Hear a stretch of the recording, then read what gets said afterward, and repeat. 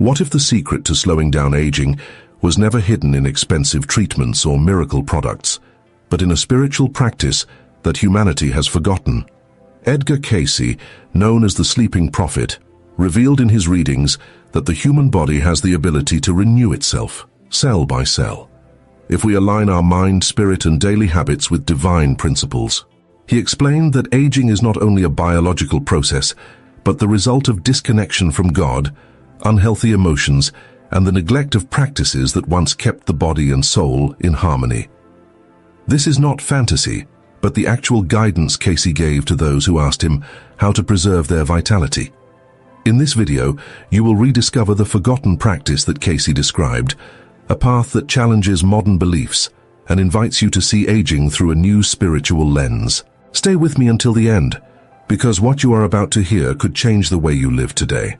And before we begin, I want to know your opinion. Do you believe it is possible to slow down aging through spiritual practices? Leave your comment below. I will read and mark each one with a heart. Aging has always been one of humanity's greatest fears. We try to fight it with creams, surgeries, and modern treatments. But what if the real solution was never outside but within us? Edgar Cayce explained that the body is designed to renew itself. He revealed that every cell of our body can be influenced by the mind and spirit.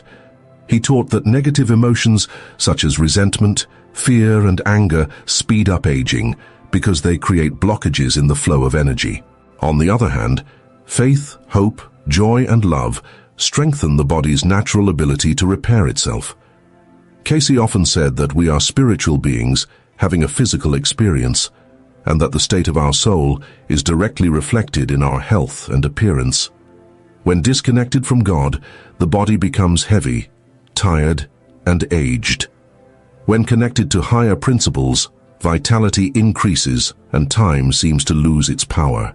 This is why Cayce emphasized that spiritual practices were not just about religion, but also about real physical consequences that science is still trying to understand today. He described aging as a process of imbalance, not something inevitable in the way most people think, but a consequence of choices, habits, and most of all, the way we handle our inner world. According to Cayce, the body has cycles of renewal, and approximately every 7 years, our cells completely regenerate. This means that in theory, we are not the same person we were a decade ago, at least not physically. Yet many people continue to feel older, weaker, and trapped in the limitations of time. Why?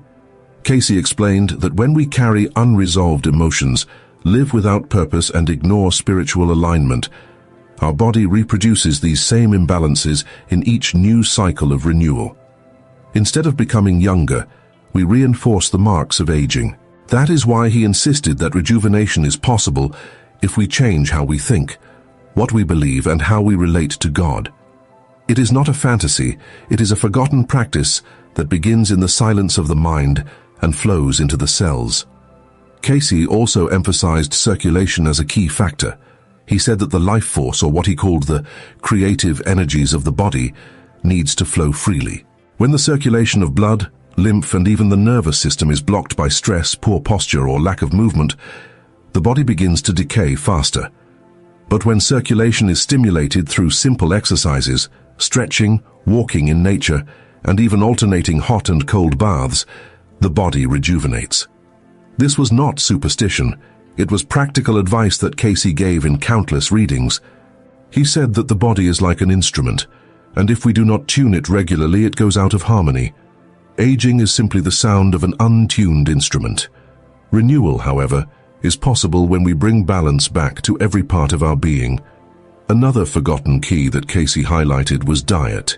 He warned against excess processed foods, refined sugar, and heavy meats, long before modern nutritionists confirmed their negative effects. He recommended a diet based on fresh fruits, vegetables, whole grains, and clean water. He explained that this type of food brings vitality because it works with the natural design of the body instead of forcing it. Cayce said that the body is like a temple, and what we put inside it becomes the material used to build our health. Many people think of food only as calories, but Cayce saw it as a form of energy that affects the body, the mind, and the soul. To rejuvenate, one must choose foods that give life, not those that steal it. And just as important as food was the attitude during meals, eating in peace, with gratitude, aware that nourishment comes from the Creator, made the difference between health and disease. Cayce also pointed to the power of the mind as the strongest factor in rejuvenation. He affirmed that the mind is the builder, meaning that what we think and believe is what we create in our bodies. A person who constantly repeats that they are old, tired, or sick unconsciously programs their cells to behave that way. But someone who cultivates thoughts of renewal, hope, and youth sends instructions of healing to their body. Cayce explained that suggestion and imagination are powerful tools, and that prayer and meditation are ways to align the subconscious with divine patterns. Through this alignment, the body receives strength beyond what medicine can measure. This does not mean denying the passage of time, but rather living in such harmony that time becomes less destructive. Cayce described individuals who, by following these principles, maintained youthful energy far beyond what was considered normal for their age. For him, the true forgotten practice to stop aging was not one single ritual, but the combination of mind, body, and spirit working together in unity. Modern culture has separated these areas, treating health only as a physical issue. Cayce, however, reminded us that we cannot separate what was created to function as one. If the spirit is neglected, the body suffers.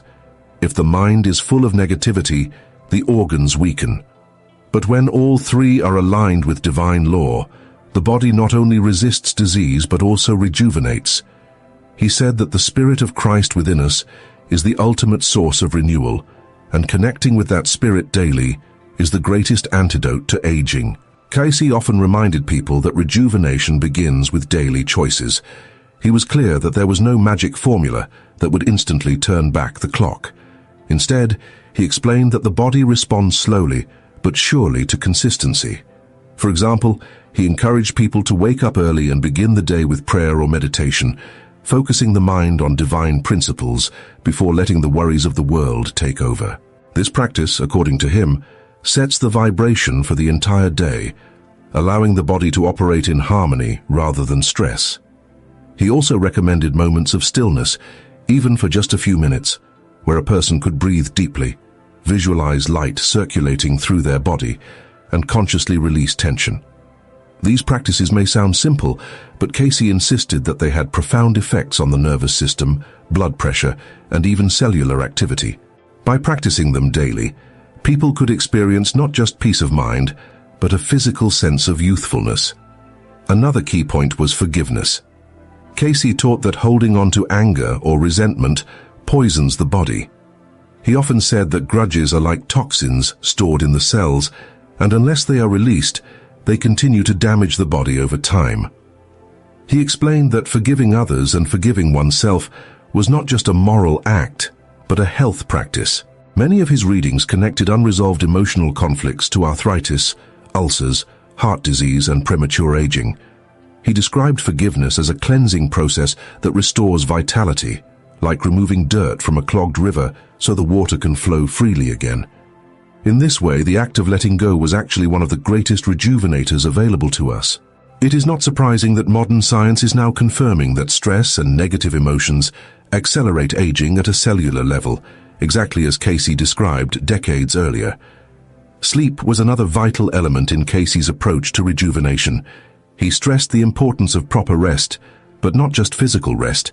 He said that during sleep the body regenerates, and the spirit has the opportunity to realign with its divine source. For that reason, he recommended that people end their day with prayer or meditation, setting the mind on higher thoughts before falling asleep. He warned against going to bed angry or anxious, because the subconscious continues to work during the night, and negative states can disturb the process of renewal. Instead, filling the mind with gratitude, scripture, or affirmations of healing before sleeping would allow the body to restore itself more completely. According to Cayce, the way we prepare for sleep determines whether the night brings true rejuvenation or just physical exhaustion. He also connected the idea of rejuvenation to service. Cayce believed that helping others was not only a moral duty, but also a source of life energy. He explained that when we give love, compassion, and service to others, we open channels of divine energy that flow back into our own being. This spiritual law of giving and receiving, according to him, creates vitality and joy that keep the body young. In contrast, living selfishly, focused only on personal gain, closes those channels and leads to stagnation. He often reminded his followers that the happiest and healthiest people were those who gave freely of themselves, not those who tried to hoard their energy or possessions. Service, in his view, was a forgotten but powerful practice to extend not just the years of life, but the quality of those years.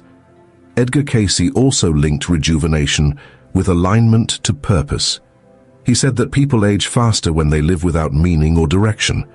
A life lived mechanically, only following routines without spiritual purpose, drains the soul. But when someone connects with their mission, whether it is raising a family with love, creating something that serves humanity, or simply living each day with integrity, the body responds with vitality. Cayce explained that purpose feeds the spirit, and the spirit energizes the body. He even suggested that one of the main reasons people experience midlife crises or sudden health declines is because they have lost connection with their deeper calling. Rejuvenation, therefore, is not only about physical habits, but also about remembering why we are here and choosing to live in alignment with that truth. Perhaps one of Cayce's most profound insights was that the Christ spirit within is the eternal source of youth. He said that when we awaken to the reality of God within us, we experience renewal that no external method can provide. In his words, the soul is ageless, and when we allow that truth to flow into our daily life, the body reflects it. This is why Cayce encouraged not just prayer, but communion with Christ as a living presence in the heart. For him, this was not a doctrine but a direct experience that could transform every aspect of life. When a person lives with that awareness, fear of aging diminishes, because they know they are connected to something eternal. Ironically, it is this very surrender to eternity that allows the body to remain strong in time. Cayce's readings also pointed out the importance of balance in all areas of life. He emphasized moderation in eating, working, resting, and even thinking. Extremes, he said, break down the harmony of the body and accelerate aging. Too much work without rest exhausts the nervous system. Too much food without activity overloads the organs. Too much worry without faith paralyzes the mind. Balance, in his view, was a law of creation, and those who live in balance naturally align themselves with the rhythms of the universe. He often referred to the phrase, "in all things moderation," as a guideline for daily living. This balance, when practiced consistently, creates conditions where the body can renew itself instead of wearing down. Many of the people who followed his advice discovered that small adjustments in lifestyle led to profound changes in energy and appearance. One of the fascinating aspects of Cayce's teachings is how he connected rejuvenation to the spine and nervous system. He explained that the spinal column is like a central highway of energy, and when it is misaligned or tense, the life force cannot circulate freely. This restriction creates weakness and premature aging in different parts of the body. For this reason, he often recommended osteopathic adjustments, massage, and gentle exercises to keep the spine flexible. He described the nerves as channels through which the creative forces flow, and if those channels are blocked, the result is disease or fatigue. In contrast, when the spine and nervous system are cared for, the entire body receives vitality. Modern science has since confirmed the link between spinal health, nerve function, and overall wellness, echoing Cayce's guidance from decades earlier. Another essential part of his vision of renewal was breathing. Cayce encouraged people to practice deep, conscious breathing, preferably in the fresh air and in connection with nature. He said that breath carries not only oxygen, but also life energy, which he sometimes referred to as the Spirit of God moving through the body. Shallow, anxious breathing, he warned, weakens the heart and creates tension in the nervous system. Deep breathing, combined with prayer or affirmations, strengthens the mind and calms the body. He believed that through proper breathing, we not only oxygenate the cells, but also receive spiritual energy that cleanses and restores us. Many of his readings described breathing exercises as part of the daily routine for those seeking vitality and longevity. Nature itself was also central in Cayce's approach. He insisted that contact with the earth, the sun, and natural elements brings balance to the human body. He encouraged people to walk barefoot on the grass, to spend time in the sun moderately, and to live in harmony with the cycles of nature. He saw the body as a microcosm of creation, and when we disconnect from the natural world, we disrupt our own rhythms. In modern times where people live mostly indoors and surrounded by artificial environments, this teaching is more relevant than ever. Cayce taught that reconnecting with nature is not simply refreshing, it is essential for keeping the body young. The forgotten practice of walking outside, breathing deeply, and appreciating creation was, for him, one of the most powerful ways to restore health and joy. Cayce also warned about the dangers of fear. He explained that fear contracts the body, tightens the organs, and weakens the immune system. He observed that many illnesses and signs of premature aging are rooted in fear of the future, fear of loss, or fear of death. To overcome fear, he advised cultivating faith and trust in God's plan. He repeated many times that spirit is life, and that by affirming our connection to the divine, fear loses its grip. He recommended repeating affirmations such as, "God is my life," or "The Spirit within me renews me each day," as ways to reprogram the subconscious mind. This shift from fear to faith, he said, could restore not only peace of mind but also strength to the body. Fear ages us, but faith revives us. When we put all of these principles together, balance, spinal care, breathing, nature, forgiveness, service, prayer, and faith, we see the picture of what Cayce meant by the forgotten practice to stop aging. It is not one hidden ritual, but a way of life that integrates mind, body, and spirit. Modern culture has forgotten these truths, distracted by technology, stress, and external solutions. Yet Cayce's readings remind us that the key to rejuvenation is simple, accessible, and deeply spiritual. The challenge is not finding the practice, but remembering it and applying it with consistency. The body is a miracle of regeneration, but it reflects the choices of the soul. When we live in harmony with divine laws, time becomes less of a burden and more of a journey of continuous renewal. Cayce often highlighted that rejuvenation cannot be separated from gratitude.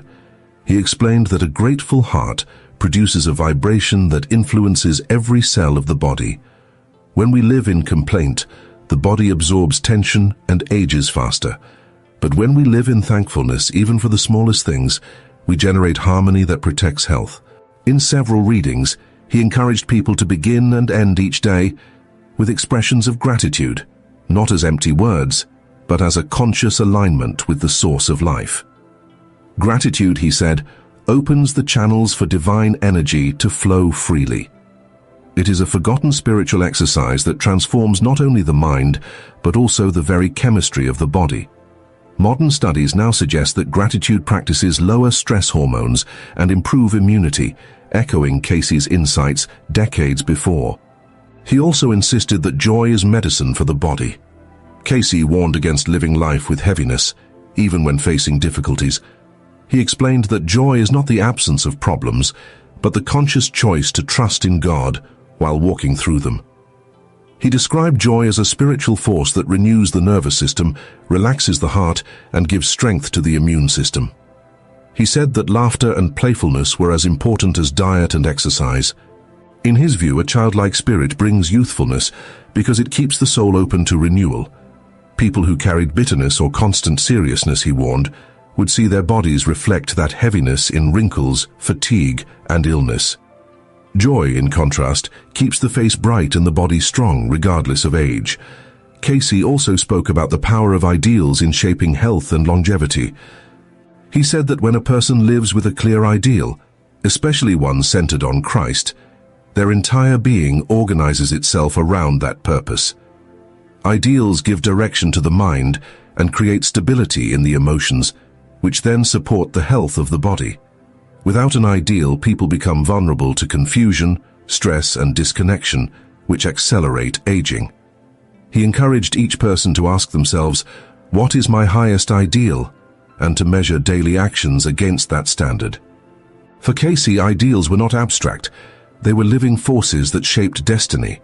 Aligning life with an ideal of service, love, and truth kept the soul alive, and when the soul is alive, the body follows. Another element of renewal in Cayce's teachings was simplicity. He warned that complexity and excess, too many possessions, too many distractions, too many conflicting desires, create a burden that drains energy. A simple life, focused on what truly matters, creates peace and balance. This simplicity allows more time for rest, prayer, connection with loved ones, and service. Cayce believed that simplicity brings clarity, and clarity strengthens vitality.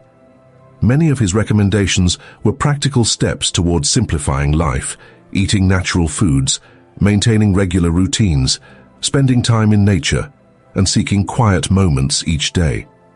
In a world filled with noise and constant stimulation, this message is even more relevant. Simplicity is not deprivation, it is a forgotten key to preserving energy and youth. He also emphasized the importance of cooperation over competition.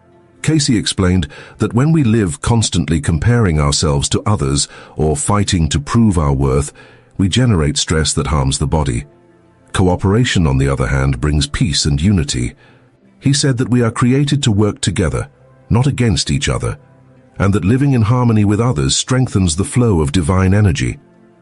This cooperative spirit, expressed in families, communities, and even nations, creates an atmosphere where health and renewal flourish. Competition may bring temporary success, but it often leaves behind exhaustion and emptiness. Cooperation brings lasting vitality because it aligns with divine law. In his vision, rejuvenation was inseparable from spiritual awakening. Cayce often reminded people that the soul does not age. The body is a temporary garment, but the soul is eternal. When we identify too much with the body, we fear aging and death. But when we identify with the soul, we live with freedom, and the body reflects that freedom. He said that those who live in constant awareness of their spiritual nature carry a lightness that shows in their health. They may still experience the passage of time, but they do not carry the same weight of decay as those who live disconnected from spirit. This is why he urged daily practices of prayer, meditation, and service, not only for salvation, but for vitality in the present life. Cayce frequently connected rejuvenation with love, not as a feeling alone, but as a force that transforms.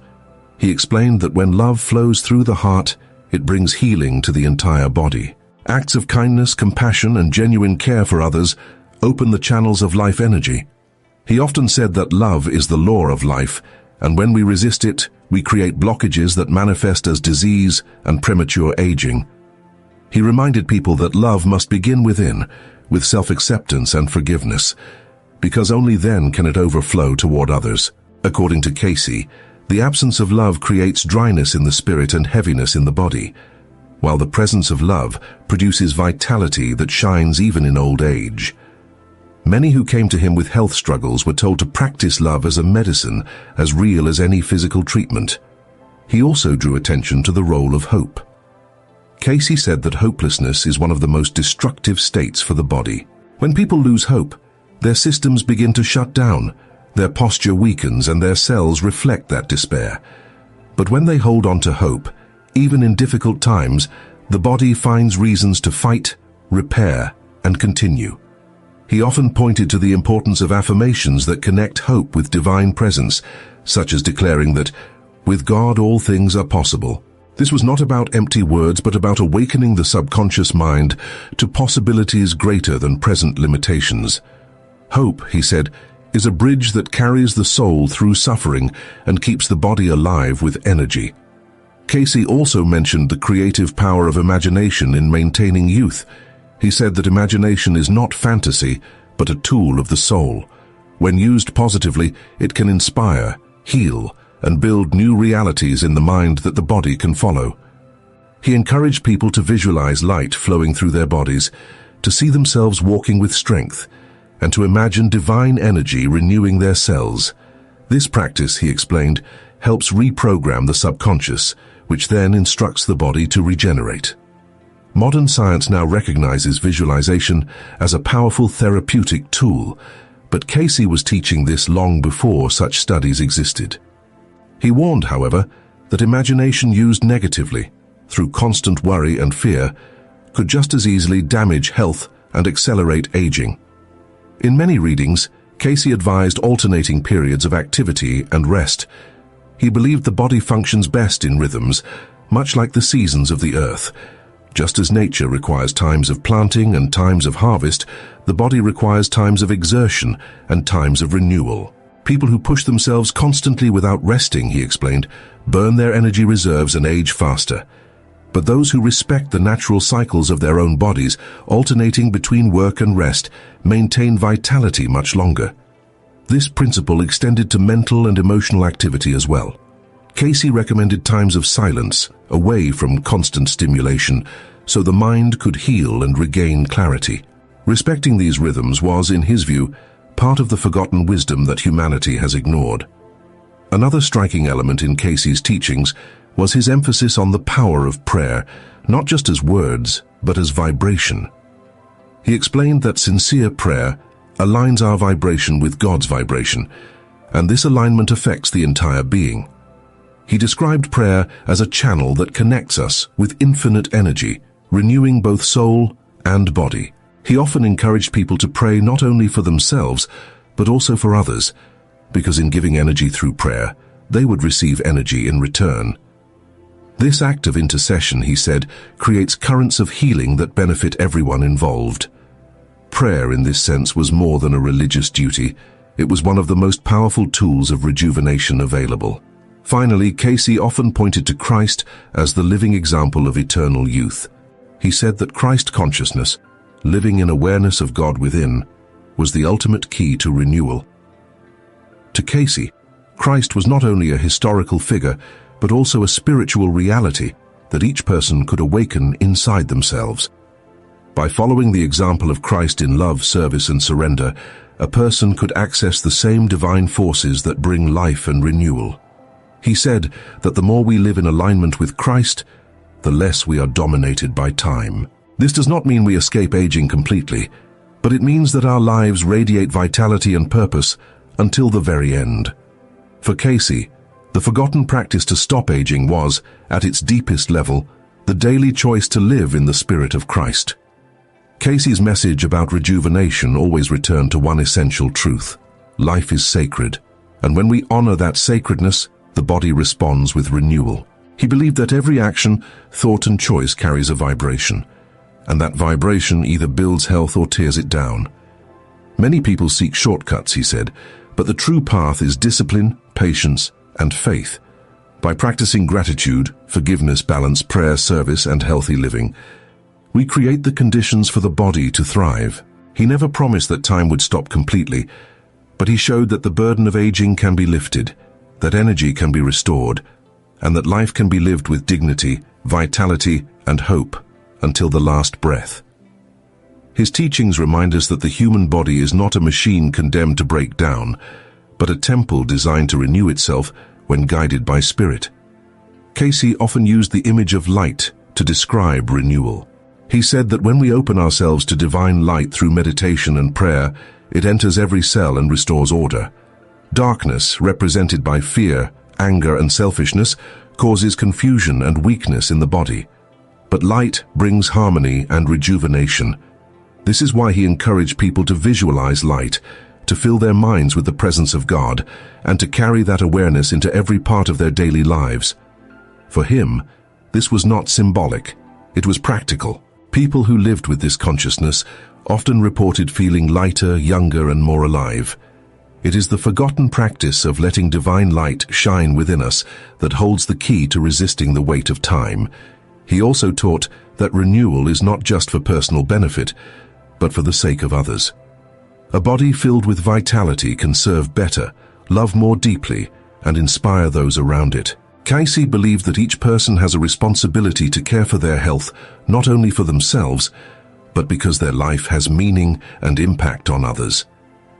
He said that when we neglect our bodies, we limit our ability to fulfill our purpose.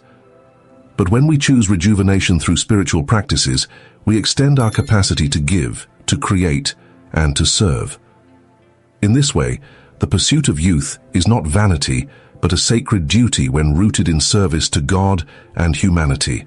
Perhaps the most challenging part of Cayce's message is that renewal is a choice. Every day we decide whether to live in harmony with divine laws or in opposition to them.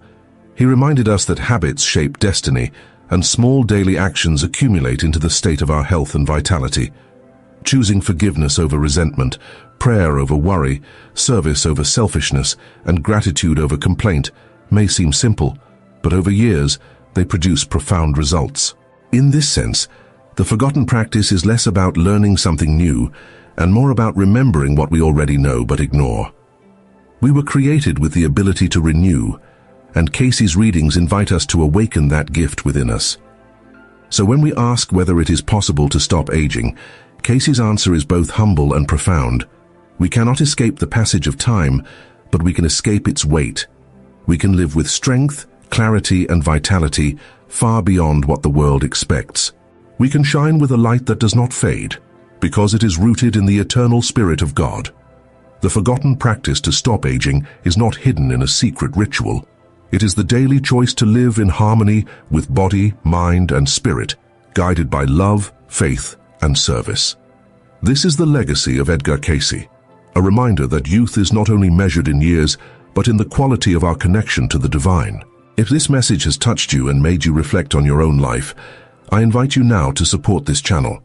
Click like, subscribe, and share this video so that more people can discover the forgotten wisdom of Edgar Cayce, and leave your comment below about what practice you believe could bring renewal to your own life. I will read and mark each one with a heart. Together we can build a community that lives with purpose, vitality, and faith, remembering that the spirit within us is always young. What if I told you that one of the most respected mystics of the 20th century, a man called the Sleeping Prophet, once revealed that Adam and Eve were not the first humans? This isn't a theory invented on the internet, but a claim documented in Edgar Cayce's own readings during the 1930s. Imagine the weight of such a statement. If humanity existed before the Garden of Eden, what does that mean for the story we've been told for centuries? Before we continue, I want to ask you something important. Do you believe the story of Adam and Eve should be read literally, or as a symbolic record of humanity's spiritual journey? Comment your answer below, and I'll heart every comment to keep this conversation alive. Cayce's life was marked by thousands of trance sessions, many of them recorded and preserved by the Association for Research and Enlightenment in Virginia Beach. In one of his most impactful readings in 1932, he described humanity before Adam and Eve, speaking about pre-Adamic races. He explained that souls had already been on Earth, taking on forms of thought and energy, gradually becoming physical. Adam, in Cayce's vision, was not the first human body, but the first to carry what he called a living soul, the moment when spirit fully united with flesh, giving rise to a new stage of human evolution. This perspective does not destroy the Bible, it expands it. It suggests that Genesis is less about the first biological man and woman, and more about the first true awareness of the soul within humanity. Think about the implications of this. During the Great Depression, when people were desperate for hope, Cayce was telling families that the story of human origins was far bigger than Sunday sermons ever dared to explain. He spoke of Lemuria, Atlantis, and other forgotten civilizations that existed long before Adam. In these readings, humanity is portrayed as vast and ancient, with souls journeying across ages, trapped and liberated, learning through countless lifetimes. Imagine how shocking this must have been to people in the 1930s, raised in strict religious traditions, suddenly hearing that the first humans were not Adam and Eve at all. Yet Cayce's tone was never destructive. He didn't want to take away faith, he wanted to deepen it. When he was asked about Genesis, Cayce explained that the story of Adam and Eve is symbolic of every soul. It is the moment of choice, to remain in spiritual harmony or to descend into the density of material life. Adam and Eve, in this sense, represent all of us. The fall wasn't about a forbidden fruit in a garden, but about humanity choosing desire, ego, and physical attachment over divine connection. This way of seeing changes everything. Genesis is no longer a story about two individuals, but about the universal drama of every human soul. That's why Cayce could say with confidence that Adam and Eve were not the first humans. Others had already walked the earth, but they had not yet carried the same conscious union of spirit and matter that Cayce saw as the true beginning of humanity as we know it. When Cayce spoke of these pre-Adamic beings, he described them as entities of light, spiritual forms who gradually shaped themselves into material bodies. This was not mythology to him, it was a process of spiritual descent. The idea may sound mystical, but Cayce presented it as part of the natural order of evolution, where souls, longing to experience creation, slowly clothed themselves in matter. By the time Adam appeared, the earth was already inhabited by these beings in various forms, some more advanced, others still trapped in states between spirit and flesh. So when the Bible speaks of Adam being formed from the dust, Cayce saw this as a symbol of the soul fully entering the physical condition for the first time. Adam was not the beginning of humanity, but the beginning of humanity's awareness of itself as a soul living in flesh. This perspective raises a question that Cayce was often asked. If Adam and Eve were not the first, then who were the others? Cayce explained that souls had entered the earth through different channels in different regions. He referred to civilizations long forgotten, the Atlanteans, the Lemurians, the children of Mu, as the carriers of these pre-Adamic experiences. Their records, according to him, are hidden in what he called the Akashic records, a kind of spiritual memory of all time. These were not fantasies for Cayce's followers. They were revelations that reshaped how people understood human history. He suggested that traces of these civilizations still lie beneath the sands of Egypt and under the waters of the Atlantic, waiting to be discovered. Now let's connect this to Adam and Eve in the garden. In one of his most impactful sessions, Cayce explained that the serpent wasn't simply a reptile but represented the force of desire, the temptation to experience material pleasure instead of remaining in spiritual harmony. Eve's act of eating the fruit symbolized the soul giving in to desire, while Adam's participation represented the conscious choice to follow. For Cayce, this wasn't about two individuals making a single mistake. It was the story of all humanity, every soul that has ever chosen ego, desire, or pride over unity with the divine. That's why he believed Genesis is our story, not just theirs. Consider the effect this had in America at the time. People in Virginia Beach, Hopkinsville, and across the country were hearing that Adam and Eve were not the start of humanity, but a chapter in a much larger book of creation. This was during the years of war and hardship, when people were searching for meaning. Cayce's words gave them a sense of depth, that our existence didn't begin in a garden 6,000 years ago, but stretches back through ages, carrying lessons and choices from countless lives. Imagine being a farmer in Kentucky in the 1930s, hearing Cayce say that your soul had walked through civilizations that no history book mentions. That revelation alone could transform despair into a sense of purpose. The question many asked Cayce was simple but profound. If Adam and Eve were not the first humans, then what does that mean for the Bible? Cayce never dismissed scripture. Instead, he said it must be read on three levels: literal, symbolic, and spiritual. The literal story may not match historical science, but the symbolic truth reveals the journey of every soul. He explained that the Garden of Eden is not a place on earth, but a state of consciousness, the harmony between spirit and creator before the soul chose separation. This interpretation allows both faith and reason to coexist. The Bible remains sacred, not as a scientific record, but as a guide to understanding our own struggles, our own choices, and our own return to unity. This interpretation also sheds light on the story of Cain and Abel. Cayce described them less as two historical brothers and more as symbols of inner conflict. Cain represented the ego-driven self, grasping for control, while Abel symbolized the surrendered spirit aligned with divine law. The tragedy of Cain killing Abel was not just a family feud. It was the eternal drama of humanity, choosing selfishness over service, material gain over spiritual truth. In this sense, the mark of Cain was not about punishment on the skin, but the weight of separation carried by the soul. And yet, Cayce always emphasized redemption, that no matter how many times we fall, every soul is destined to find its way back to God. One of the most startling points came when Cayce was asked, where did Cain find his wife? According to the traditional story, only Adam, Eve, and their children existed. But Cayce explained that other groups of humans already lived outside the Edenic narrative. These were the pre-Adamic races, those souls who had incarnated through different streams of evolution, scattered across the world. To Cayce, this explained the mystery. Cain did not marry his sister.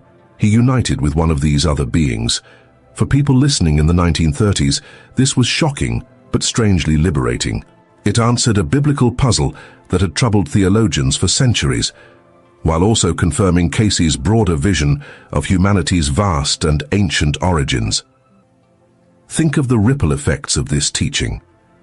In Virginia Beach, members of the Association for Research and Enlightenment were carefully recording these words, preserving them for future generations. During the years of global war, when humanity was questioning its very survival, Cayce reminded them that our story did not begin in a garden and would not end on a battlefield.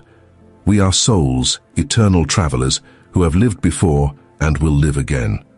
The story of Adam and Eve, Cain and Abel, is the story of every choice we make, between harmony and conflict, between love and fear, between spiritual growth and material temptation. And by understanding that Adam and Eve were not the first, we realize that humanity's destiny is far older and far greater than we ever imagined. When we look at Cayce's teachings in the broader context, we see that he was not trying to dismantle faith, but to rebuild it on deeper foundations. He often said that truth is one, but our understanding of it changes over time. For centuries, people clung to the idea that Adam and Eve were the literal first humans because it gave a sense of order and clarity. But Cayce opened a door.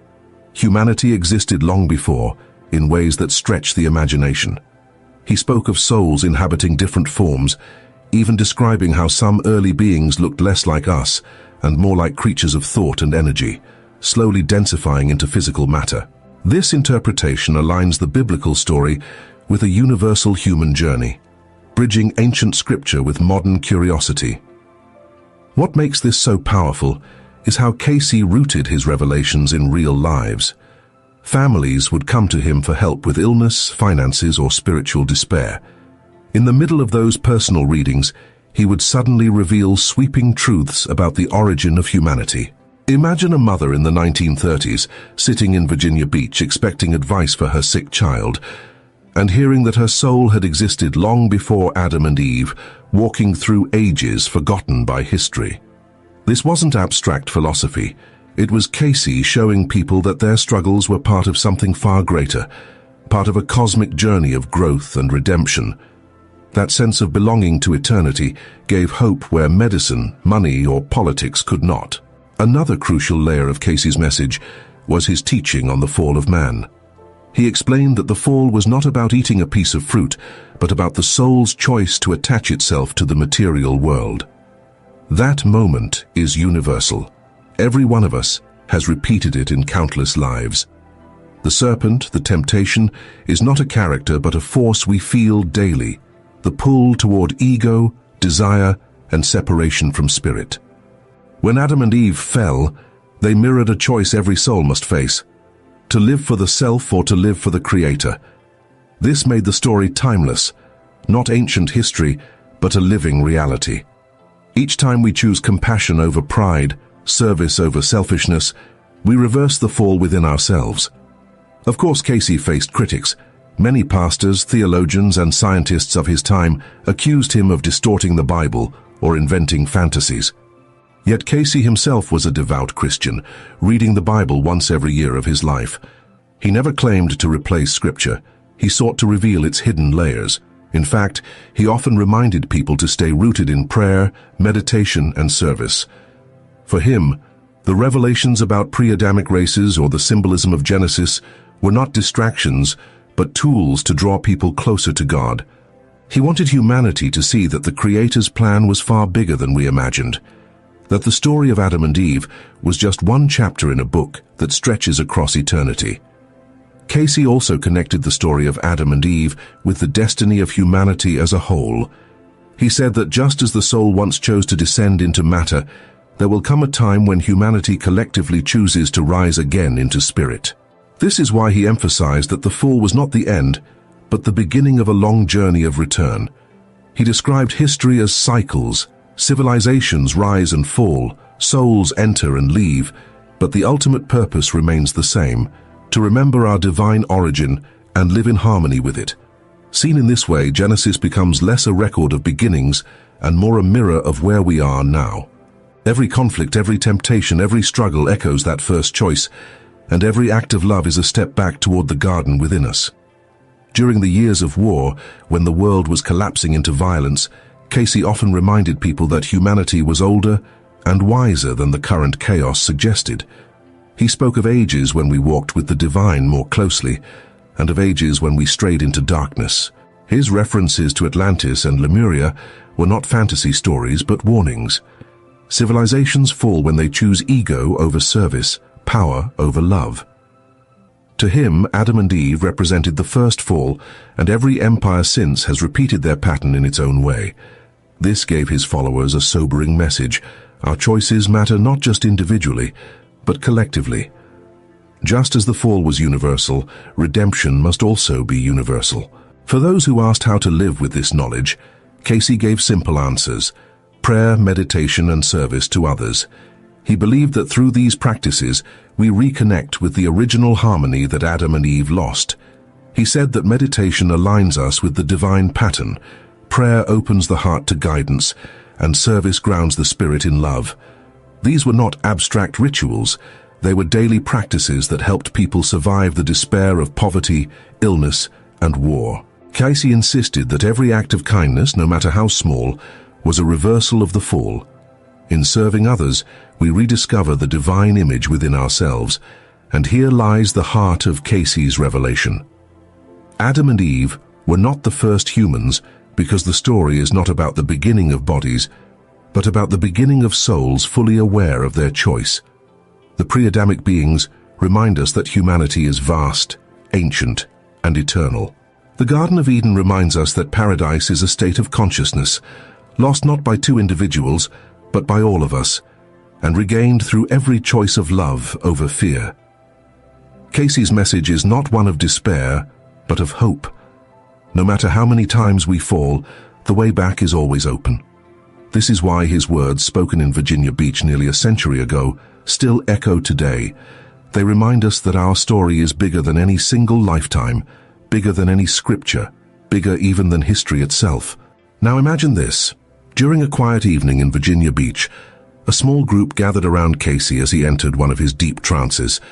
They expected advice for health or guidance for daily struggles, but instead, he spoke words that shook the very foundation of their beliefs. He revealed that the true origin of humanity stretched beyond Adam and Eve, beyond the stories they had learned as children.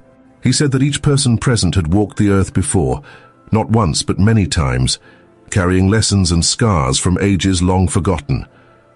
For those who listened, it was both terrifying and liberating. Terrifying because it challenged everything they thought they knew.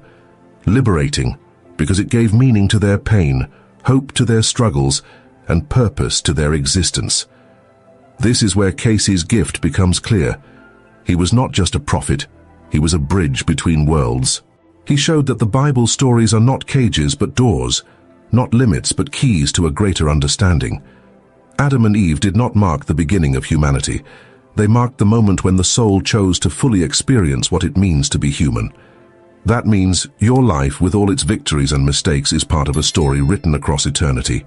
It means that the choices you make today echo the choices made at the dawn of time. It means that every act of compassion, every step toward truth is a return to the Eden within. So let me leave you with this question. If Adam and Eve were not the first humans but symbols of a greater truth, what does that say about your own story? Could it be that your struggles are not random, but part of the same journey humanity has been walking for ages? Edgar Cayce believed they were. He believed that every soul, including yours, carries within it the memory of paradise and the promise of return. That is why his message still matters, because it is not about the past, but about the choices we make now.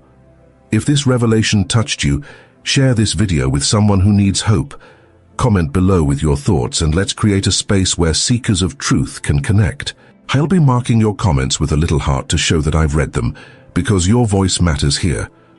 And if you want to continue uncovering the hidden wisdom of Edgar Cayce, subscribe and turn on the notification bell. There are still so many mysteries waiting to be revealed, and together we can explore them all. Remember, the story of Adam and Eve is not just theirs, it's ours. And the way back to Eden begins with the choices you make today. What if the secret to aging was never about fighting wrinkles, gray hair, or aching bones, but about understanding a deeper law of life that connects body, mind, and spirit? Edgar Cayce, known as the Sleeping Prophet, revealed that aging is not simply a punishment of time, but a reflection of how we use our thoughts, emotions, and spiritual alignment. He warned that fear, resentment, and lack of faith can accelerate the decline of the body, while love, prayer, and inner harmony can renew strength even in later years. Imagine if the way you think and the way you pray could literally shape how your body ages. This video will challenge what you thought you knew about growing old and show you how Cayce's teachings can transform not only how long you live, but how fully you live. Before we begin, I want to hear from you. What do you fear most about aging? Leave your answer in the comments, and I'll mark it with a heart. Stay until the end, because what you are about to learn may completely change the way you look at your own future. Edgar Cayce often reminded us that aging was not a curse, but a process we could understand and influence. He explained that the body is a temple that constantly rebuilds itself, and that every cell has the potential to renew when the right balance of mind and spirit is present. Instead of seeing aging as inevitable decay, he pointed out that many of the weaknesses of later life come from habits of thought, diet, and neglect of spiritual practices.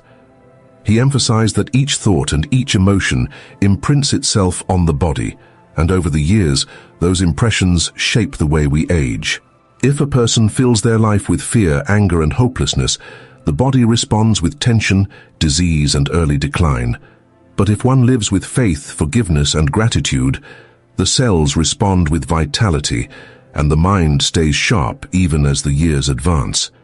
He saw the human being as a three-part reality, and the secret to aging gracefully was never about focusing on just one part, but about keeping body, mind, and spirit aligned in harmony. Cayce also gave practical guidance, urging people to respect their diets and daily routines. He warned against overindulgence, heavy meats, and processed foods that were already starting to dominate modern life even in his time. He encouraged the use of fresh fruits, vegetables, whole grains, and simple meals that nourished the body without burdening it. But food alone was never enough. He explained that how you eat, with what mindset you eat, and even the prayer you offer before a meal could change the effect of the food on your body. Stress at the table, resentment carried into the meal, or fear about the future could make digestion heavy and block the flow of energy. On the other hand, gratitude, peace, and mindfulness could transform the same simple food into nourishment that renews strength. For Cayce, longevity was less about medical treatments and more about a way of life that constantly renewed the inner connection with God and balanced the three aspects of human existence. One of the most striking teachings from Cayce was that the body is constantly replacing itself.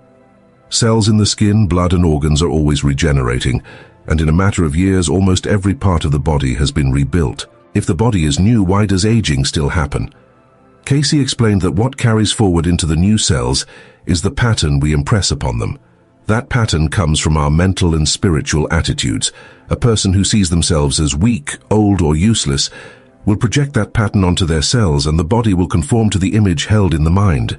But someone who affirms health, youthfulness, and usefulness, who believes that life still has purpose, will transmit that belief into every new cell being created. This idea is powerful because it suggests that aging is not fixed, but flexible, depending on how we choose to live and believe. He called attention to the fact that spiritual purpose was essential. A person with no reason to live, who feels abandoned or empty, will wither quickly. But one who wakes each day with gratitude, service, and prayer carries a vitality that keeps the body alive with energy. Cayce also taught about the power of the nervous system in aging. He explained that the nerves act as the electrical lines of the body, carrying impulses from the brain to every organ. If the nerves are strained by constant worry, fear, or anger, they lose their balance, and the body falls into confusion. This is why older people who carry bitterness or regret often age faster, while those who release the past and cultivate peace age more gently. The nervous system responds to the state of the mind, and through relaxation, meditation, and prayer, it can be renewed. Cayce insisted that prayer was not only spiritual but also physical, calming the nerves and restoring the flow of life force throughout the body. He often guided people to forgive others, release tension, and trust in God as steps to healing both mind and body. He pointed out that even physical exercises were not complete unless done with the right spirit, because movement without purpose could strengthen muscles but not bring true renewal. Harmony between movement, breath, and prayer was what made the body truly alive. Cayce highlighted that the way we think about time itself plays a major role in how we age. Many people count their years as if each number is a burden added to their shoulders, and this mindset accelerates decline.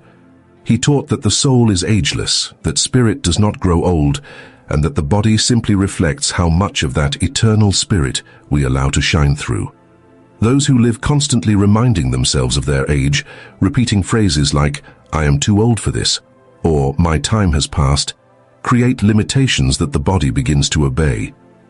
But those who live each day as an opportunity, with curiosity and openness, project youth into their cells. Cayce urged people to measure life not in years, but in usefulness. He said that when a person still has something to give, to share, to teach, or to love, they remain young regardless of the number of candles on a cake. In this sense, aging becomes less about years and more about purpose, and purpose was central to his readings on health and vitality.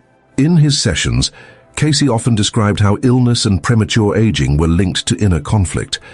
When people lived in contradiction, believing one thing but acting against it, the body carried that stress in its organs. For example, if a person believed in kindness but held resentment toward a family member, that unresolved emotion could show up as physical weakness. Over years, these hidden conflicts acted like a slow poison, wearing the body down. Cayce recommended practices of daily self-examination, forgiveness, and alignment between belief and action. He stressed that when body, mind, and spirit worked together, health improved and vitality extended. This was not about denying the reality of age, but about refusing to surrender to patterns of fear, hypocrisy, or despair. When alignment was present, he explained, the body could even reverse some of the damage done, because the cells respond to the new pattern of harmony. He also placed great importance on circulation, both physical and spiritual. Physically, he encouraged gentle exercise, walking in fresh air, stretching, and movements that kept blood and lymph flowing freely. He warned that sedentary living was one of the silent accelerators of aging, leading to stiffness, poor elimination, and weakness.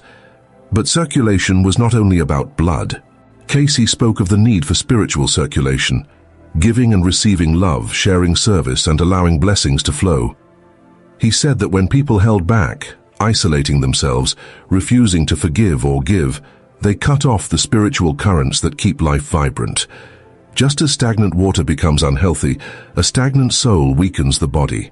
He urged people to stay connected to community, to continue serving, and to keep their spiritual currents open, because this openness created energy that resisted decay. Cayce's perspective on rest and sleep was also profound. He explained that during sleep, the body rebuilds, and the mind is given a chance to connect more directly with the spiritual dimension. Those who worried before sleep or carried heavy thoughts into the night disturbed the healing process. But those who entered rest with prayer, gratitude, and peace allowed the body to restore itself more fully. He advised preparing for sleep as one would prepare for a sacred meeting, calming the mind, forgiving others, and entering with expectation of renewal. This practice not only improved health, but also kept the mind sharp, reducing the decline often associated with old age. He described dreams as a channel through which the spirit teaches and strengthens the soul, and by respecting this time, people could carry a vitality that made aging less heavy.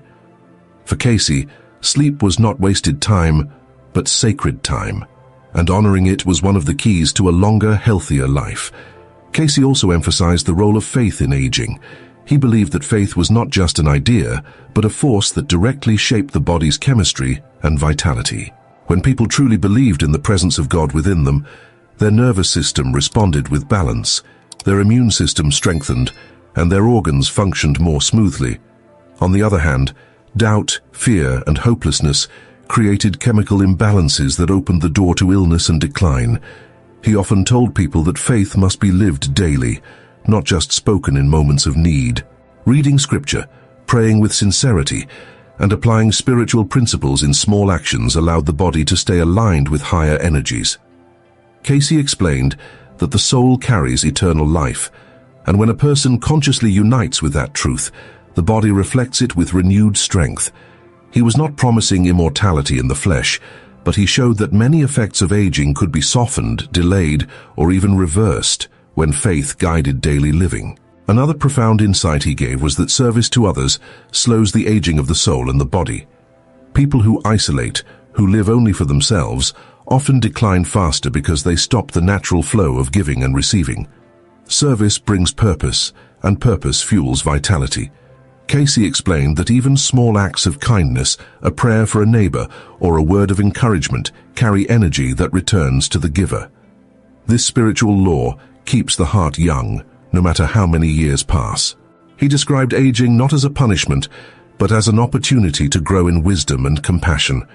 Those who embrace service find that they remain useful, joyful, and strong, while those who surrender to bitterness feel older than their years. For him, usefulness was the measure of life, and usefulness came through serving the needs of others with love. Cayce's readings often connected physical symptoms with spiritual lessons. He explained that stiff joints could reflect inflexibility in attitudes, that heart problems could reflect lack of love or unresolved grief, and that weakness in digestion could reflect inability to process life's experiences. By addressing the spiritual and emotional roots, people could free the body from these burdens and experience renewal. He encouraged people to ask daily, "What lesson is life asking me to learn?" Those who learned the lesson aged with grace. Those who resisted found their bodies growing heavier and weaker. This approach was not meant to blame but to empower, showing that the soul had the ability to influence the body through choices of attitude, forgiveness, and faith. By aligning the inner life with God, even old age could become a time of peace, learning, and deeper love, rather than fear and decline.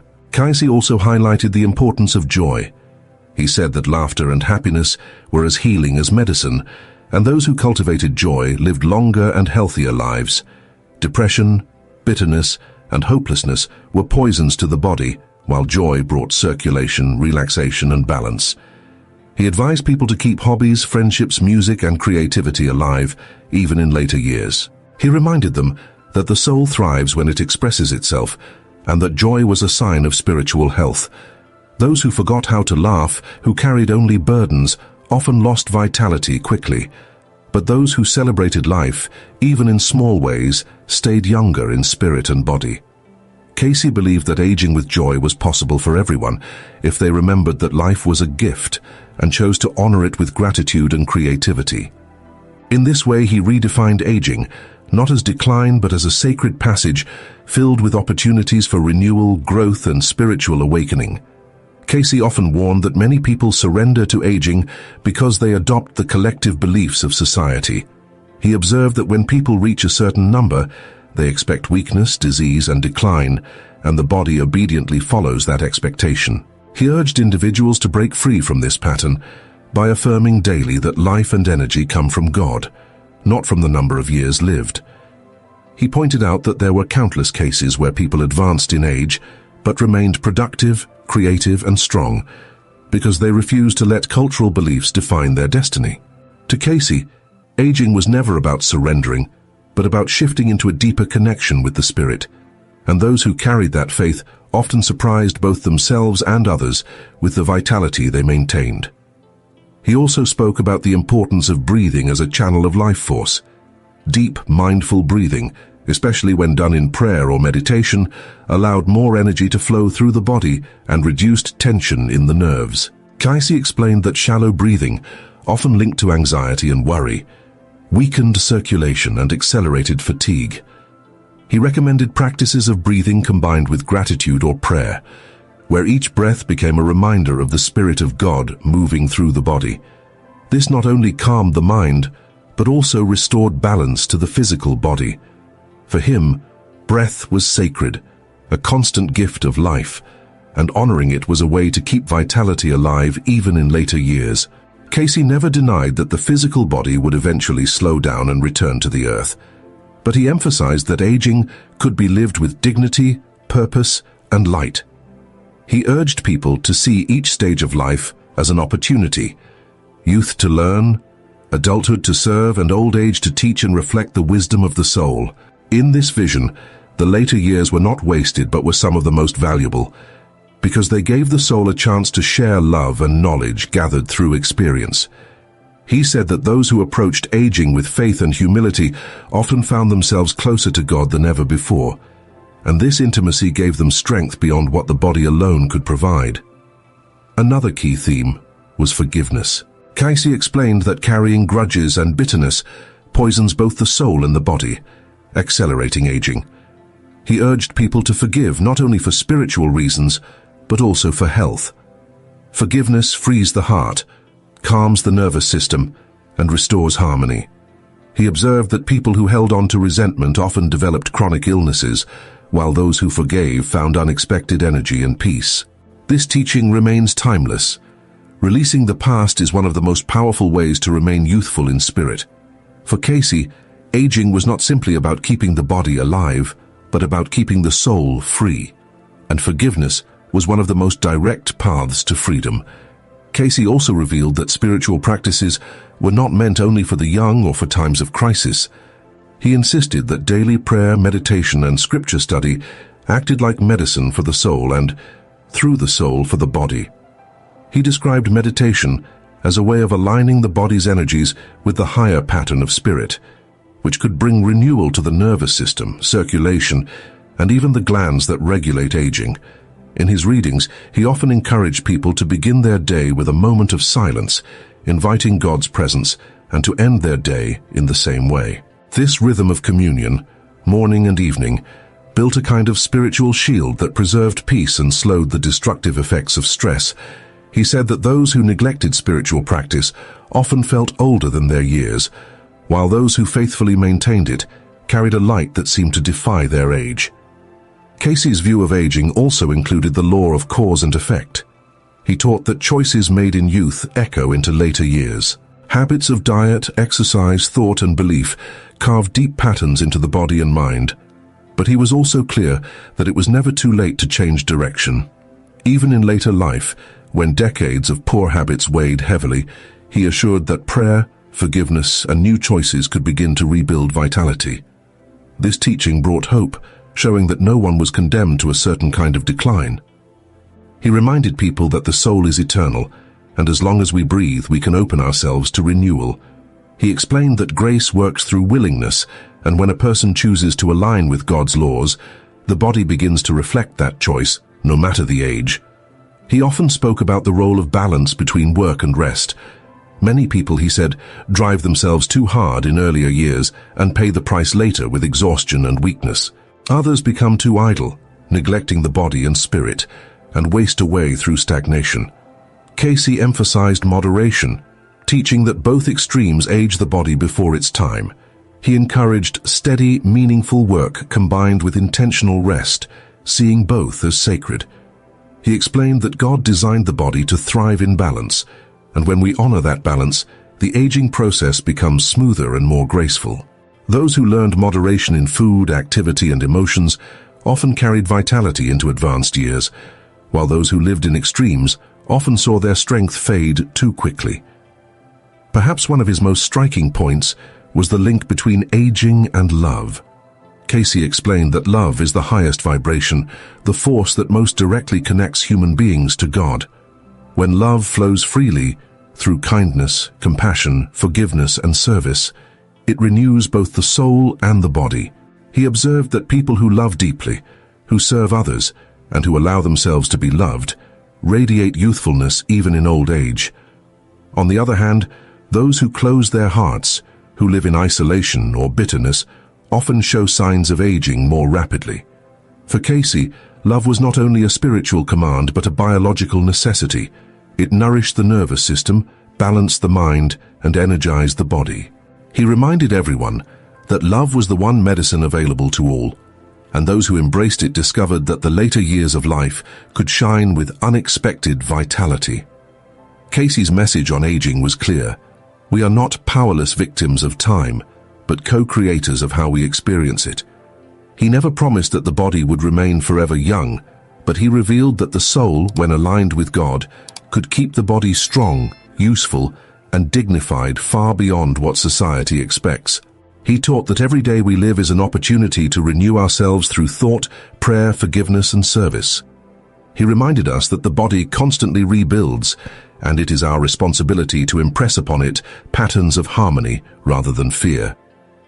He showed that joy, love, and faith are not abstract ideals, but forces that shape our cells, our nerves, and our very chemistry. Aging, in his vision, becomes a sacred journey rather than a decline, a chance to grow closer to God and to radiate wisdom and compassion to those around us. As we reflect on Cayce's teachings, we realize that aging is less about years and more about how we choose to live those years. Each thought, each act of kindness, each prayer is a seed planted in the body and soul. Those seeds can grow into bitterness and weakness, or they can bloom into peace, strength, and love. The choice is ours. Cayce urged us not to waste time fearing the years, but to embrace them as opportunities to serve, to forgive, and to deepen our faith. He believed that even in the last stages of life, vitality could be renewed if the spirit remained open to God's presence. The secret, he said, was to keep body, mind, and spirit in harmony, because when those three are united, the flow of life continues strong, no matter what the calendar says. So as you finish this video, take a moment to ask yourself, how will you approach your own aging? Will you surrender to fear and limitation, or will you live with faith, joy, and purpose? Remember, the years will pass, but how you live them will decide whether they become heavy burdens or sacred gifts. Edgar Cayce's words are not only advice from the past, they are an invitation for today, calling us to live fully, love deeply, and grow spiritually, no matter our age. If his message has touched you, if it has opened your heart to see aging in a new light, then let this be the moment you choose to live with greater purpose. Before you go, I want to invite you to take part in this journey with us. Like this video, subscribe to the channel and share your thoughts in the comments below. Tell us how you see aging now, or what lesson spoke most to you, and I will mark your comment with a heart. Together we can build a community that grows stronger, wiser, and closer to God with every passing year.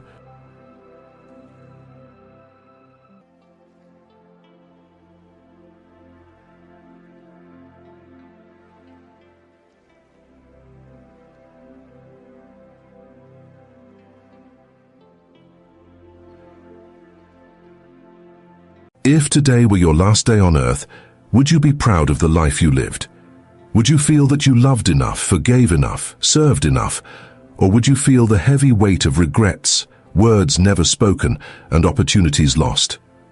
These are not comfortable questions, but they are the questions that matter most, because when the time comes, and it will come for all of us, no wealth, no status, no possessions will follow us. Only the truth of how we lived, how we treated others, and how closely we walked with God will remain. Now let me be clear. Edgar Cayce never said the exact words, "Death is a day worth living." This phrase is a reflection, a way to capture in a few words what his teachings reveal, that death is not the end, but a transition. In his many readings, Cayce described death as a natural passage, as ordinary as falling asleep and waking up in another room. He explained that the soul continues on, carrying with it every choice, every intention, every act of love, or lack of it. In that sense, death becomes not something to fear, but a mirror that shows us the true quality of the life we lived.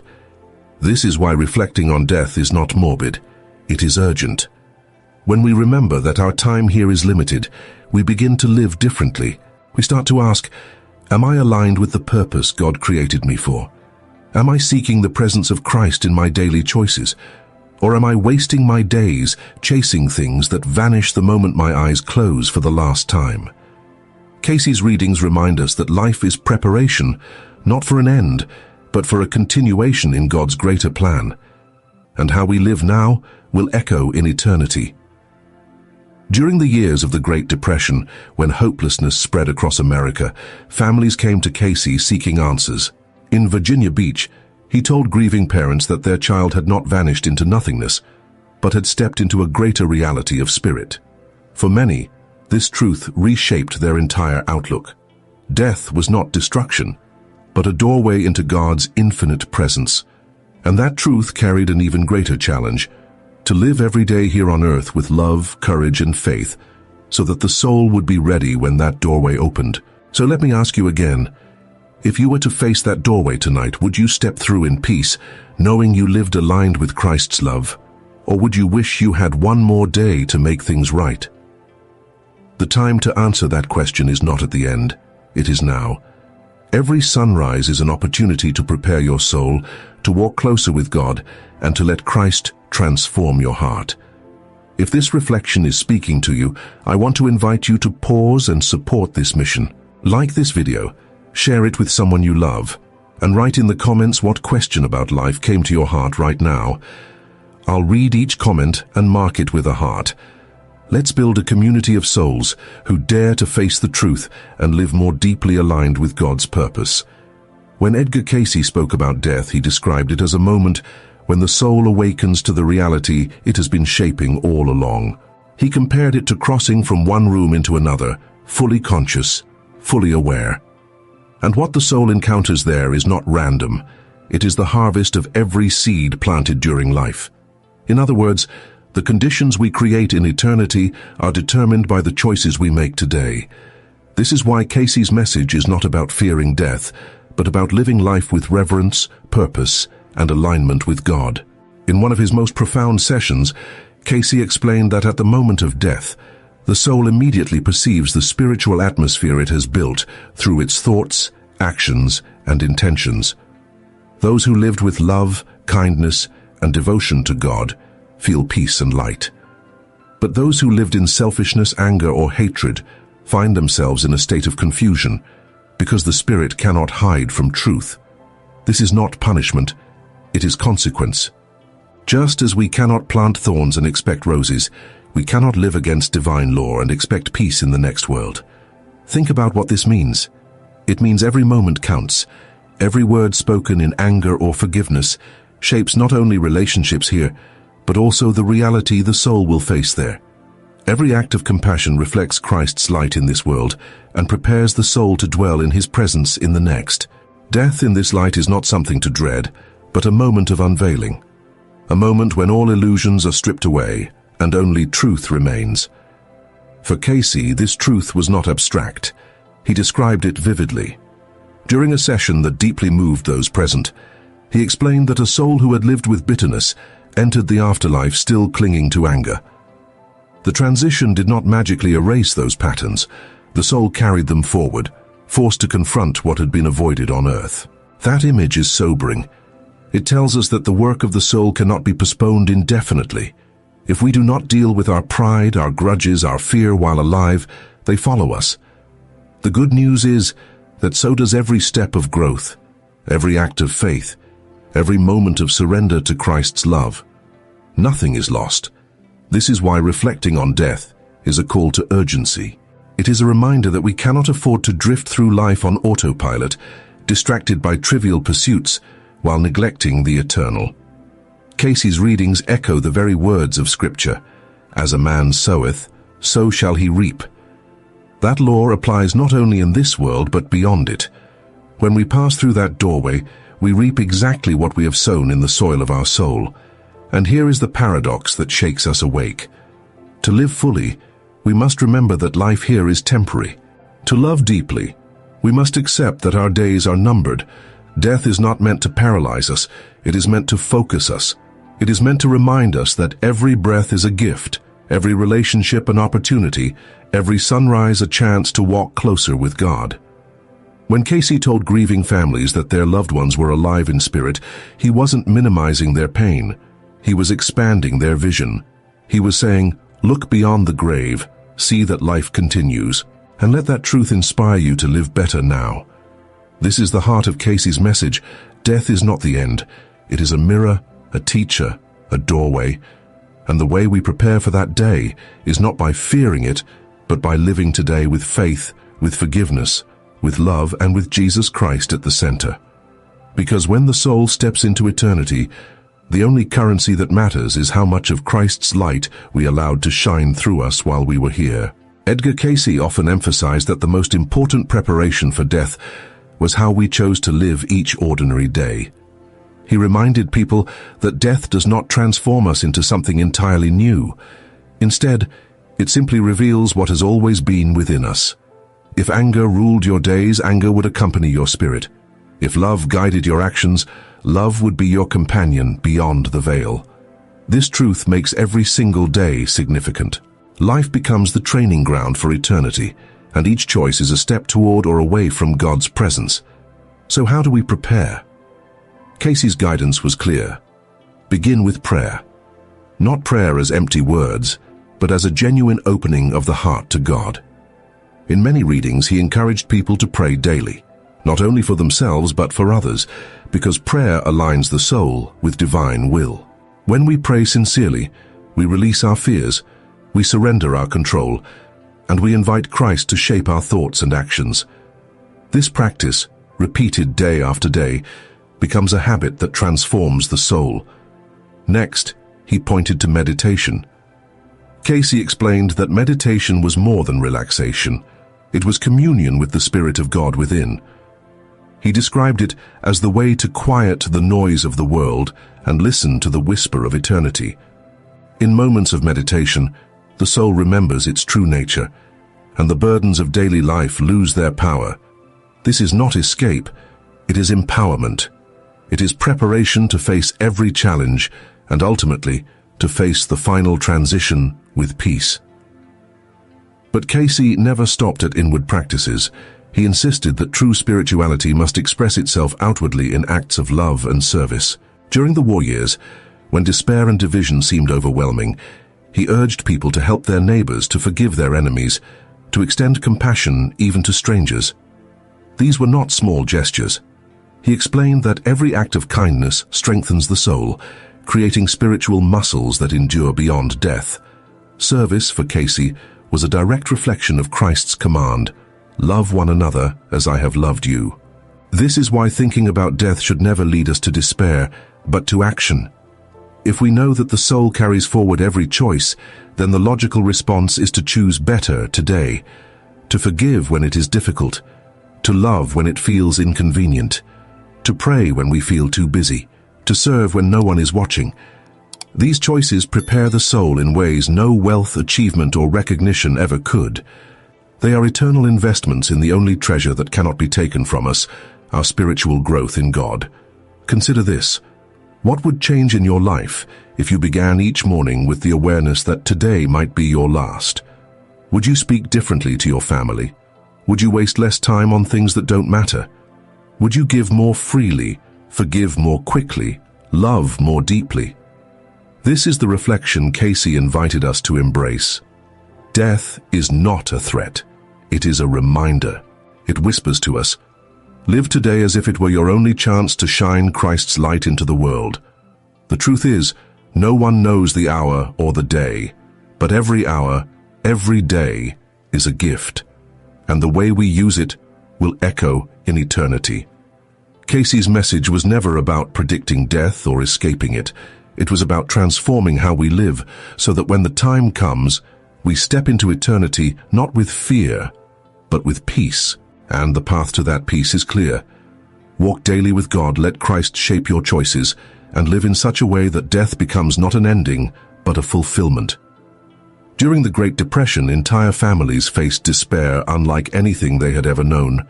Jobs were gone, homes were lost, and many wondered if God had abandoned them.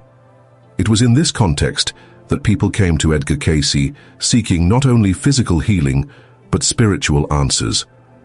And time after time, his words turned their eyes away from fear and toward eternal truth. He explained that life's hardships were not punishments, but opportunities to grow in patience, in compassion, in faith. Even death, he reminded them, was not defeat. It was simply the soul stepping beyond the visible into the greater reality of God. In Virginia Beach, grieving mothers asked what became of their children who had died young. Cayce spoke softly, assuring them that their loved ones were alive in spirit, continuing their growth in God's presence. He described how the soul remains conscious, aware, and able to continue developing in the realms beyond. For families crushed by grief, this truth did not erase their pain, but it gave them hope. It gave them reason to keep living with faith, knowing that death was not a thief, but a doorway.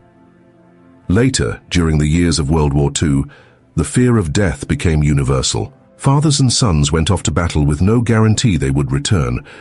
Letters arrived with the dreaded news of lives lost on distant shores, and yet, in the midst of this global storm, Cayce continued to deliver a message that anchored countless souls. The body may fall, but the spirit lives on. He emphasized that no bullet, no bomb, no battlefield could extinguish the eternal spark of God within each soul. This assurance gave strength to widows, to orphans, and to soldiers themselves. It reminded them that their sacrifices were not swallowed by darkness, but carried eternal meaning in God's greater plan. What does this mean for us today? It means that no matter what crisis we face, whether personal or collective, the question remains the same. How are we living in this moment? Are we using difficulty as an excuse to close our hearts, or as an opportunity to open them wider? Are we allowing fear to dictate our choices, or are we choosing faith, even when circumstances seem overwhelming? The Great Depression and the World Wars tested humanity, but they also revealed something timeless. Those who leaned on God and lived in Christ's love found peace, even when everything else was uncertain. Cayce's message was consistent. Suffering and even death lose their sting when we live with eternal perspective. When we live as if every day matters, as if every interaction is sacred, as if every breath is borrowed grace. He did not deny pain or loss. He acknowledged it fully, but he pointed beyond it, to the hope that springs eternal when we align ourselves with God's purpose. And that hope changes how we live here and now. It transforms the ordinary into the sacred, the temporary into preparation for eternity. So again, the question comes back to you. If this were your last day, would you be ready to step through that doorway with peace? Would your soul carry the light of Christ or the weight of regrets left unresolved? These questions are not meant to depress you. They are meant to free you from wasting one more moment on things that do not matter. To free you to love boldly, to forgive quickly, to serve generously. Because when you do, death will no longer be your enemy. It will be the moment when you finally see the fullness of what God has been preparing for you all along. Edgar Cayce often explained that the soul is eternal, designed by God for growth, for learning, for love. Death, he said, is not a wall but a doorway into another classroom of the spirit. In one of his readings that marked an entire family, he explained that their loved one had simply moved ahead to another stage of learning, continuing to grow, continuing to prepare for greater service in God's kingdom. That perspective changed everything. Suddenly life and death were no longer opposites, they were partners in the same journey. This understanding carries a powerful responsibility. If the soul continues after death, then what we do here is not erased, it is magnified. The bitterness we hold, the love we share, the faith we practice, all of it continues to shape who we are in eternity. Cayce often reminded people that the soul enters the afterlife exactly as it left the body. There is no magic switch that transforms anger into love or pride into humility. The work of the soul must be done here, in the choices we make each day, in the way we respond to challenges, in how we reflect Christ's presence in our lives. That is why death is not something to avoid thinking about. It is something to reflect on deeply. Because when we face the reality of our own mortality, we discover what really matters. Suddenly, grudges feel small, arguments lose their power, possessions fade in importance. What remains is eternal: faith, love, forgiveness, service. These are the treasures Cayce said the soul carries beyond the grave. These are the only riches that matter when the body falls away. But this is not meant to be abstract. It is meant to change how you live today. If you knew that your time was short, would you keep postponing that apology? Would you still put off that dream God placed in your heart? Would you keep wasting your energy on bitterness? Or would you choose to forgive, to heal, to love? The truth is, you do not need to wait for tomorrow. You can begin right now. You can decide today to align your life with God's will, to let Christ's light transform your heart. And when you do, you will not only prepare for death, you will begin to truly live. For Cayce, this was the greatest paradox. Reflecting on death is not about dying well, it is about living well. It is about living with the awareness that every day is a gift, every interaction a chance to sow seeds of eternity. He did not glorify death, he glorified life, but life lived with eternal perspective. And when you live this way, death becomes nothing to fear. It becomes the moment when you finally see God's promises fulfilled. So let me ask you once more, if death came for you tonight, would your soul step forward with peace, or would it look back with regret? This is the moment to decide. This is the invitation, not tomorrow, not next year, now. Because death is not a thief waiting to steal from you. It is a reminder that life is precious, fleeting, and sacred. And the only way to honor it is to live today fully, deeply, and in alignment with Christ. If this message has touched your heart, don't let it end here. Like this video, share it with someone who needs to hear this truth today, and subscribe so you don't miss the next reflection. Comment below what change you feel called to make in your life after hearing this message. I'll read every comment and mark each one with a heart. Together, let's build a community that chooses to live with purpose, with love, and with God at the center. When we hear the phrase, "Death is a day worth living," it may sound shocking, even offensive at first. But after walking through Cayce's insights, we begin to understand the truth hidden in that paradox. Death itself is not something to celebrate. What makes it a day worth living is the life we bring to it, the love we have given, the faith we have practiced, the forgiveness we have embraced, and the Christ we have welcomed into our hearts. In that sense, the day of death is not tragedy, but fulfillment. It is the day when the seeds we planted finally bear their eternal fruit. Cayce's message is consistent with the teachings of Christ. Prepare your soul, because the kingdom of God is not far away. It is within you and beyond you. Jesus said, "I am the resurrection and the life. He who believes in me will live even though he dies." Cayce echoed this truth in his readings, reminding people that the spirit cannot die. The question is not whether life continues. The question is how we choose to shape the life that continues. So let me leave you with this final reflection. If you knew the hour was near, what would you change today? Who would you forgive? Who would you love more deeply? What step would you finally take toward the purpose God has placed in your soul? Do not wait for another chance. Do not assume tomorrow will come. Live now as if eternity depends on it, because in many ways it does. This is not meant to burden you, but to free you. To free you from wasting precious time on what does not last. To free you from the illusion that comfort, wealth, or recognition can give your life meaning. They cannot. The only meaning that survives death is the love of God, made real through the way you live. Every moment is a chance to choose Him. Every breath is an invitation to walk closer with Christ. Every act of kindness is a preparation for the eternal. Cayce's life itself was a testimony of this truth. From Hopkinsville to Virginia Beach, he never claimed greatness for himself. He pointed always beyond, to God, to Christ, to the reality of the Spirit. He made mistakes. He struggled like any man, but he left behind a legacy that still speaks today. Do not fear death, but prepare for it by living fully, faithfully, and with love. And when you do, you will discover that thinking about death does not diminish life, it magnifies it. It transforms each day into a sacred opportunity to live with eternity in mind. So as you close this video, do not simply move on. Pause. Ask yourself, if I were to leave this world tonight, what would my soul carry with it? And if you do not like the answer, change it now. Because God has given you this moment, this day, this chance to live differently. And when you live aligned with Christ, you will find that death is no longer an enemy. It is a threshold, a beginning, the moment when you finally see him face to face. Before we finish, I want to invite you one last time. If this message has moved you, please like this video, share it with someone who needs to hear it, and subscribe to join this journey of reflection and truth. Write in the comments what decision you feel called to make today. I will read each comment and mark it with a heart, because your voice matters, your soul matters, and together we can grow as a community seeking God's light.